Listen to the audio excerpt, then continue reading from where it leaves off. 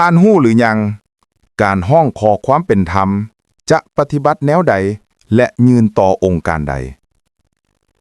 ในระยะผ่านมาเมื่อนี้การดำเนินคดีอยู่ศาลซึ่งบ่ทันสิ้นสุดการดำเนินคดีอยู่ศาล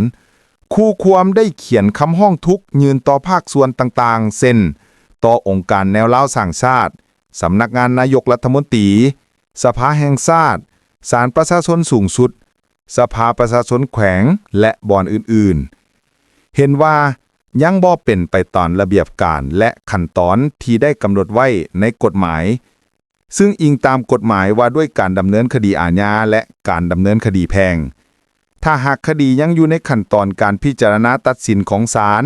แม้นมีสิทธิ์ขออุทธรณ์หรือลบล้างปัญหาดังกล่าวขึ้นหาศาลขั้นถึงพิจารณาตามระเบียบการฉะนั้นการห้องขอความเป็นธรรมอิงตามมาตรา23ของกฎหมายว่าด้วยการแก้ไขคำห้องทุกข์ได้กำหนดไว้ว่าคำห้องขอความเป็นธรรมแม่นเอกสารที่พลเมืองหรือการจัดตั้ง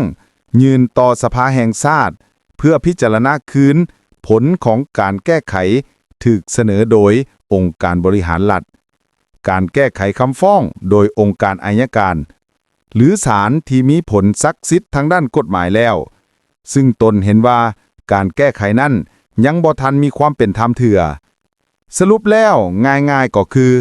ต้องผ่านขบวนการยุติธรรมเสียก่อน